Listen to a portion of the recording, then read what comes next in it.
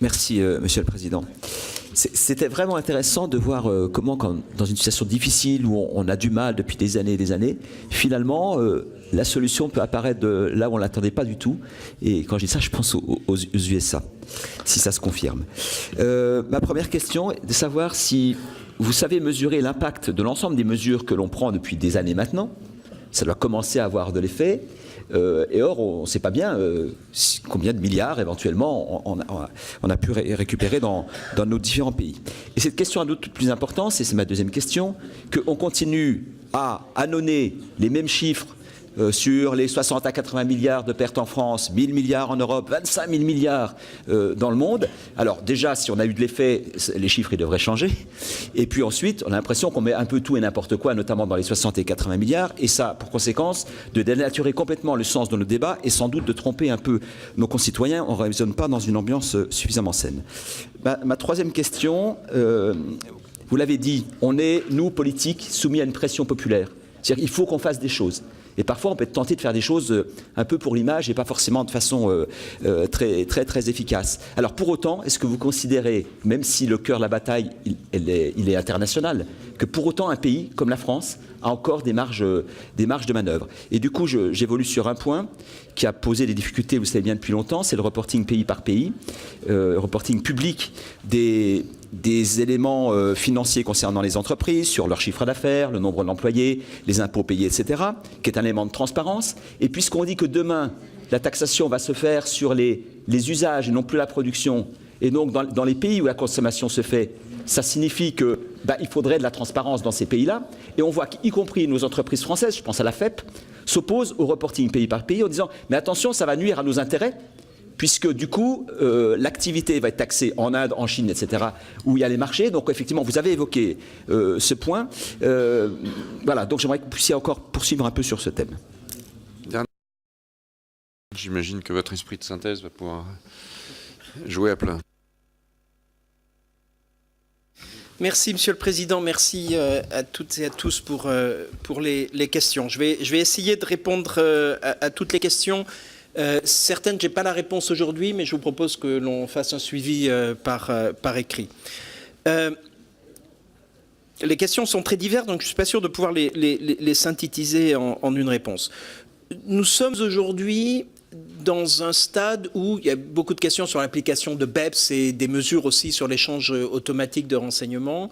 On est dans une phase d'application. On a produit l'échange automatique de renseignements en 2015, il a commencé à être appliqué en septembre 2018.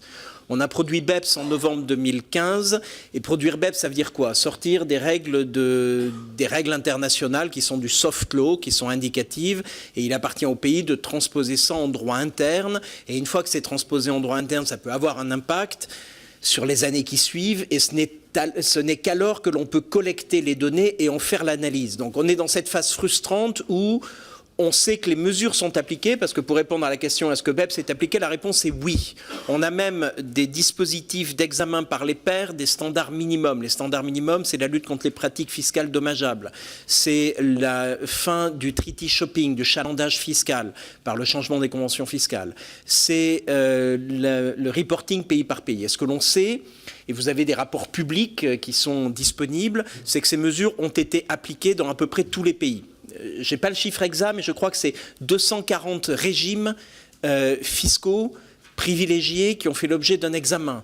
Il y en a plus d'une centaine qui ont fait l'objet d'une modification, d'ailleurs dont un régime français qui était le régime du 39 ter DCS sur les boîtes à brevets, qui n'était pas compatible avec les règles de l'action 5. Donc vous avez un changement assez fondamental qui est intervenu sur le front des pratiques fiscales dommageables. Vous avez aujourd'hui plus de 88 pays qui ont signé la convention multilatérale, et cette convention est entrée en vigueur parce qu'on a eu plus de 5 ou 6 pays qui ont ratifié et déposé leur instrument de ratification.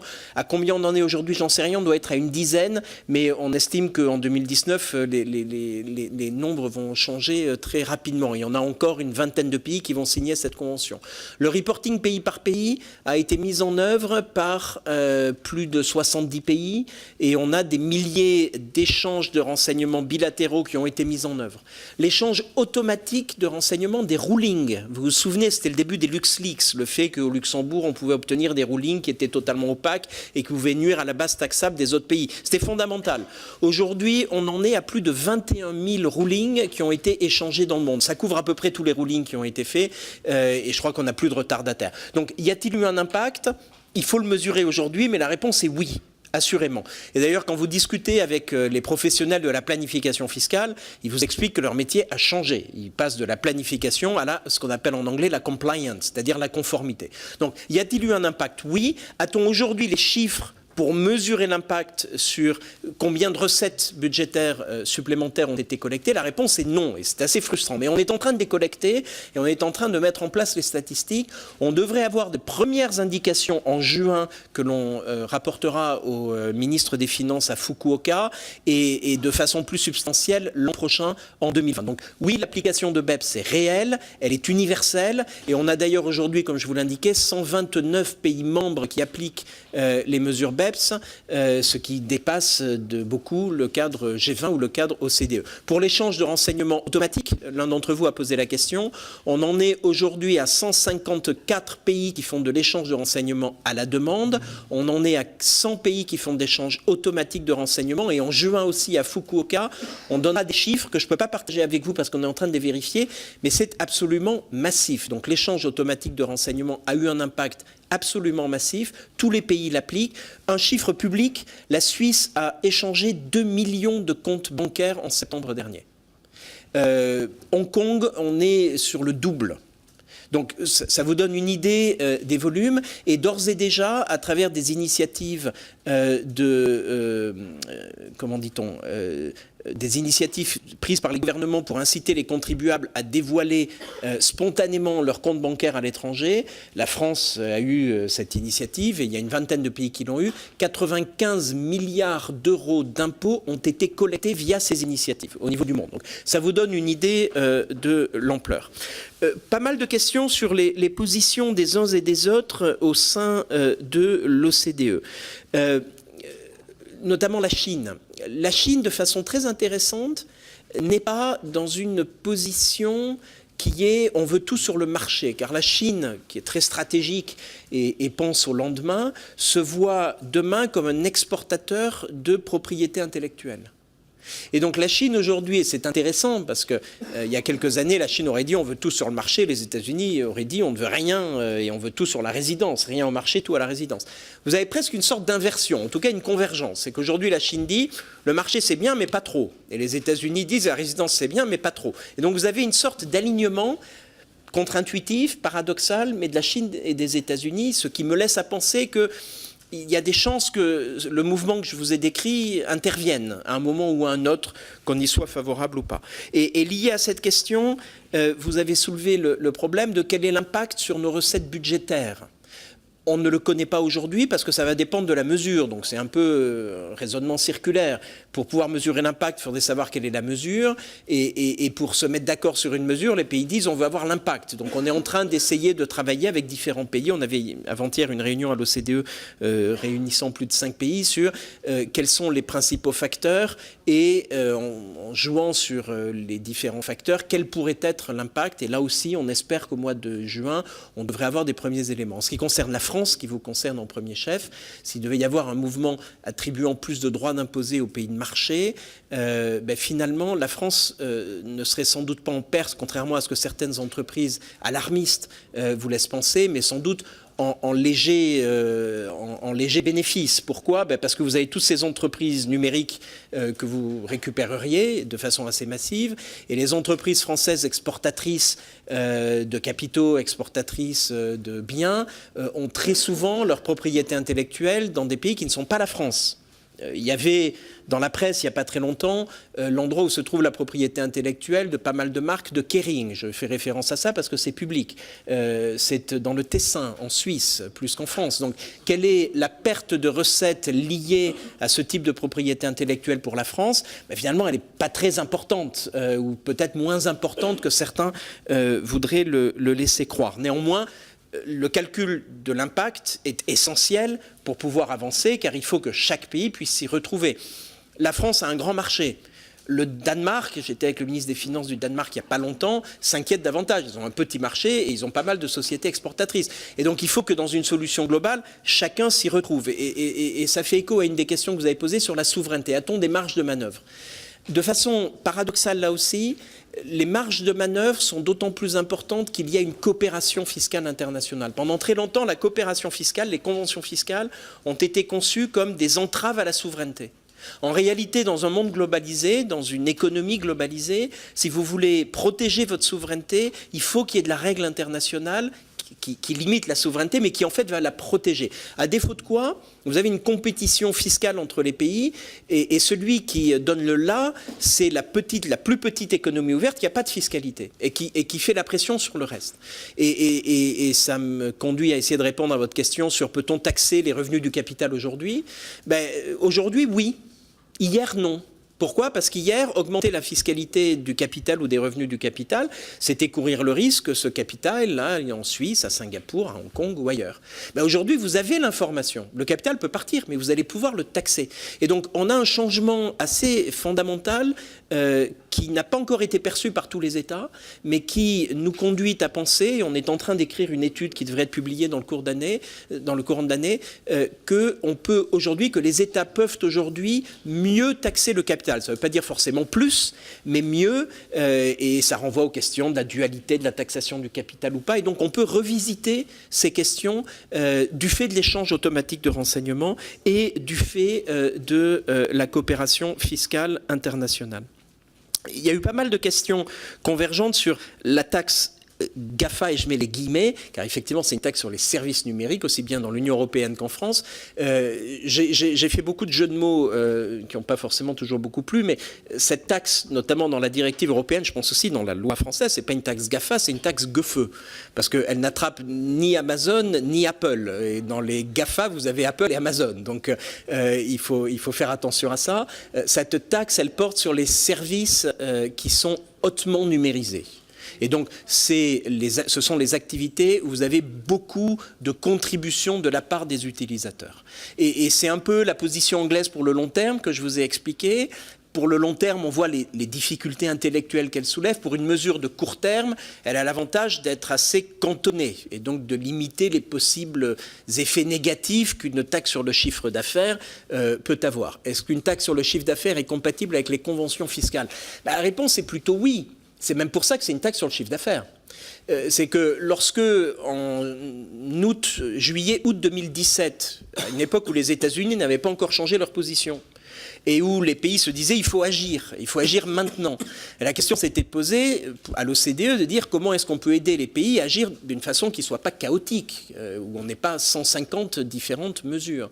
Et donc la réflexion s'était portée sur une taxe qui n'est pas couverte par les conventions fiscales. Et les taxes sur le chiffre d'affaires ne sont pas couvertes par les conventions fiscales. Alors après, évidemment, le diable se cache dans les détails, et je n'ai pas fait à dessein une analyse détaillée du projet de loi français, parce que ce n'est pas notre travail à l'OCDE de voir la constitutionnalité de la loi, sa compatibilité avec les règles européennes, et s'il y a une question de compatibilité avec les conventions fiscales, ce sont les partenaires qui les souveront, comme c'est le cas pour la CSG. L'OCDE n'a pas d'opinion de savoir si la CSG doit être couverte ou pas par la convention fiscale franco-américaine, car c'est une question bilatérale. Combien est-ce qu'un guilty mondial rapporterait ? C'est une très bonne question, on n'a pas la réponse aujourd'hui, et vous avez raison de dire que guilty, c'est une sorte de CFC, de dispositif d'entreprises contrôlées, d'entreprises étrangères contrôlées, mondiales, mais qui est plus brutal. Alors, qu'est-ce que je vous raconte ? Vous avez aujourd'hui des dispositifs en droit interne qui prévoient qu'une entreprise qui délocalise ses profits dans un paradis fiscal sera taxable en France, même si c'est contraire à la règle de territorialité qui veut qu'un profit réalisé à l'étranger n'est pas taxable en France. Et donc l'article 209B du Code général des impôts est ce dispositif qui vous permet de rapatrier en France le droit d'imposer des profits délocalisés dans un paradis fiscal ou dans un régime à fiscalité privilégiée, pour reprendre la définition du Code général des impôts. Guilty aurait, ou une mesure de pilier 2, aurait une logique plus abrupte que le CFC français, que le 209B, qui prévoit qu'il faut que ce soit des activités, des revenus passifs et qu'il y a un certain nombre de conditions. La philosophie de Guilty et la philosophie du pilier 2 telle que revendiquée par la France, c'est une mesure brutale. Le taux effectif d'imposition du profit a été inférieur à X et par conséquent il est rapatrié en France, où il est récupéré à la source si c'est un paiement qui a été sous-taxé dans le pays de résidence. Et donc, il est beaucoup plus couvrant qu'un 209B et il n'est pas incompatible avec un 209B. Combien rapporte Guilty aux États-Unis? On ne sait pas, c'est la première année d'application. Ce que l'on entend des praticiens et du Trésor et de l'IRS, de l'administration fiscale américaine, c'est qu'il va rapporter beaucoup plus que prévu, mais ça c'est dû à une disposition de la fiscalité américaine qui n'avait pas anticipé au moment du vote de la loi qui a été votée extrêmement rapidement. C'est une façon d'allouer les dépenses des entreprises qui est telle que même des entreprises taxées en France à un taux bien plus élevé que 13% feront l'objet de Guilty aux États-Unis. Donc il y a pas mal de discussions et de mécontentement de la part des entreprises américaines sur le niveau de couverture de Guilty. Néanmoins, puisque vous m'avez posé la question de la position des entreprises américaines, les entreprises américaines qui étaient vent debout contre BEPS, il y avait même plusieurs coalitions qui s'étaient montées contre nous lorsqu'on a établi le projet BEPS, les entreprises américaines, je crois dans leur ensemble, dans leur très grande majorité, sinon à l'unanimité, soutiennent une évolution de la fiscalité internationale de la nature de celle que je vous ai décrite.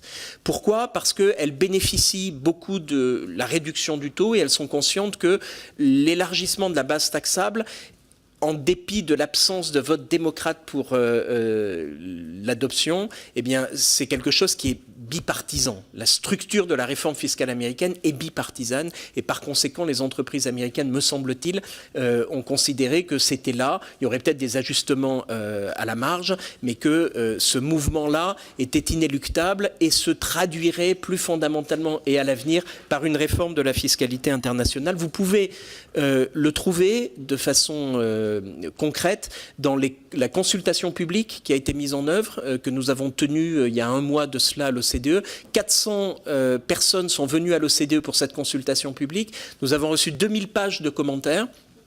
La France a commenté un peu, assez peu. Le MEDEF a fait un bon travail de commentaires. C'est la seule organisation professionnelle en France qui a pris l'effort de commenter, qui a fait l'effort de commenter. Les entreprises américaines ont commenté massivement et globalement plutôt positivement. Elles ont même fait pour certaines d'entre elles des propositions concrètes sur comment on pourrait réformer le régime fiscal international. J'essaye de voir quelles sont les autres questions auxquelles je n'ai pas encore répondu. Alors, je vais venir à la TVA et à la taxe carbone, mais je pense avoir couvert l'essentiel. Sur les champs de la directive et de la mesure unilatérale, je crois que votre projet de loi est assez proche du premier projet de directive et s'inspire de la même logique. Après, il y a eu une négociation qui ne s'est pas très bien passée en Europe du fait d'une réticence allemande assez forte. Et c'est intéressant parce que la réticence allemande telle que je l'ai comprise, c'est que le business allemand était contre l'idée de cette donnée, de l'utilisation des données, parce qu'ils pensent que c'est un mauvais critère et qu'en réalité, ça ouvre le débat de la réallocation des droits d'imposer. Et l'Allemagne s'est dit, on n'aime pas l'idée de réallouer les droits d'imposer, parce que l'Allemagne, contrairement à la France, a un excédent commercial structurel, et donc a beaucoup plus à perdre. Et ils nous ont dit, si on doit avoir ce débat, qu'on n'aime pas beaucoup, autant l'avoir à l'OCDE qu'entre nous au sein de l'Union européenne, parce qu'il vaut mieux avoir la Chine, il vaut mieux avoir les États-Unis et les autres autour de la table. Dernier point, vous avez posé des questions sur la TVA, vous avez posé des questions sur la taxe carbone. Nous travaillons sur tous ces sujets.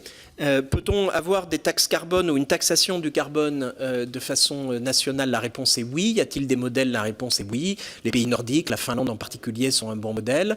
On travaille de près avec la Banque mondiale et autres pour essayer d'avancer. J'aimerais juste vous inviter à regarder nos statistiques sur la taxation du carbone. On est les seuls à produire des statistiques très détaillées sur le prix du carbone, qui comprend aussi bien les mécanismes de marché que les taxes carbone, ou toutes les modalités de taxation du carbone, et on le fait pays par pays. Et donc vous pouvez vous positionner, et on le fait non seulement pays par pays, mais aussi mode d'utilisation énergétique par mode d'utilisation énergétique, pour le transport, la production d'électricité, le chauffage, et je crois que ce sont des données essentielles si vous voulez agir dans ce domaine. En ce qui concerne la TVA, en tant que fiscaliste borné et étroit d'esprit, je recommanderais un taux bas et une assiette large, mais en essayant de faire avancer un peu, le débat, regardez à quel point la TVA peut être, les exemptions de TVA, et c'est contre-intuitif, peuvent être régressives contrairement à leur objectif qui est d'être progressives. Pourquoi ? Parce que si en pourcentage du revenu des contribuables, une exemption va favoriser la progressivité ou va limiter la régressivité de la TVA en pourcentage du revenu, ce n'est absolument pas le cas en montant absolu. Pour donner 1 aux pauvres, on va donner 3 aux riches, car ils consomment beaucoup plus. Et donc, c'est cette dimension-là qui est souvent méconnue de la part des législateurs, de la part des politiques, qui n'est pas vraiment travaillée de la part des économistes, et qui nécessite une analyse détaillée. Après, les conséquences qu'on peut en tirer sont complexes, mais c'est un élément essentiel que je vous invite à regarder de près. Toutes mes excuses pour ceux à qui j'ai pas... taxation d'office, la réponse est je ne sais pas. Et il y a pas mal de questions aussi sur quelle est l'information qu'on a de la part des entreprises numériques. Ça dépend des modèles d'affaires, ça dépend de leur comptabilité. Ce que je peux vous dire, c'est que sur la taxation d'office, là, pour le coup, c'est une problématique nationale. Donc, chaque État a ses modalités d'imposition. La France a la taxation d'office. Il n'y a pas vraiment d'incompatibilité avec les conventions fiscales en soi. Il peut y avoir une difficulté pratique de passer une taxation d'office, et il peut y avoir des problèmes de compatibilité avec la loi, avec la Constitution, plus qu'avec les conventions fiscales. En ce qui concerne l'information que l'on peut avoir de la part des GAFA et autres entreprises numériques. J'étais, comme je vous l'ai indiqué, à Santiago la semaine dernière, où il y avait la réunion des directeurs généraux des impôts d'une 50aine de pays que j'organise annuellement. Et nous avons adopté un rapport, les directeurs généraux de ces pays ont adopté un rapport qui prévoit des mécanismes d'échange de renseignements pour précisément savoir et avoir accès à l'information comptable détaillée de ces entreprises qui n'ont pas de présence physique et qui ont leur comptabilité ailleurs qu'en France ou ailleurs que dans les pays où elles opèrent. Et donc nous avons un plan d'action, nous avons une coopération entre les pays pour récupérer cette information, et donc on peut être plus confiant qu'hier sur le fait que cette information est accessible. Alors ensuite, ça va dépendre du modèle d'affaires, ça va dépendre du business lui-même des entreprises pour savoir à quel niveau de granularité on peut descendre pour obtenir les informations. Désolé si j'ai oublié d'autres questions. C'est par contre une dernière. Les chiffres sont flous. Vous avez raison. Les chiffres de la fraude, par définition, sont flous, parce que si on connaissait précisément la fraude, on lutterait plus efficacement contre. Est-ce que la France est en pointe ou pas dans la lutte contre la fraude ? La réponse est oui. Si on fait un benchmark mondial, la réponse est oui. Vous avez des moyens, vous êtes actifs, et politiquement, c'est un sujet qui porte. Il y a assez peu de pays où le débat sur la fraude fiscale porte, et où vous avez même des citoyens ou des gens, des manifestants qui écrivent des slogans fiscaux sur les murs. Enfin, ça choque même à l'étranger à quel point le débat fiscal est présent. Ou une entreprise non pas de taxi, mais un peu comme Uber à la française, qui fait de la publicité sur « chez nous, tout est français, y compris les impôts ». C'est une problématique qui est assez française en réalité, ou une sensibilité qui est très française. Alors, les chiffres, on ne les connaît pas. On avait mentionné 240 milliards de dollars par an pour l'ensemble des pays sur BEPS. On est toujours sur ce chiffrage-là qui est sans doute en dessous de la réalité. Maintenant, est-ce que c'est des recettes qui vont rentrer dans les caisses fiscales ? Pas forcément, parce que, mais c'est plutôt une bonne nouvelle, parce que ça va permettre à un certain nombre de pays de réduire le taux d'imposition. Ce qu'ont fait les États-Unis. Ils ont appliqué BEPS, ils ont réduit le taux d'imposition. tout cas, ils ont d'abord réduit le taux d'imposition, ensuite ils se sont dit comment est-ce qu'on peut ramener davantage de recettes et ils ont appliqué BEPS. Mais il y a un certain nombre de pays qui ont pratiqué de la sorte. Donc ça veut dire quoi? Ça veut dire que vous avez un transfert de charges fiscales vers les entreprises purement domestiques qui supportaient la totalité de la charge fiscale. Bien, elles sont allégées vis-à-vis des multinationales qui vont payer davantage parce qu'elles pouvaient jouer avec le système et ne pas localiser leurs profits là où elles réalisaient leurs activités. Vous n'avez pas répondu, je crois, à la question de Véronique Louwagie sur le taux effectif de taxation des GAFA, pour faire clair, puisque c'était contesté, le taux publié notamment par le gouvernement français a été contesté par des instituts. Alors, est-ce que vous avez une opinion là-dessus? Alors, comment répondre diplomatiquement à cette question? L'OCDE, aujourd'hui, n'a pas de données sur le taux effectif d'imposition des entreprises dites du numérique. Il y a des chiffres qui circulent.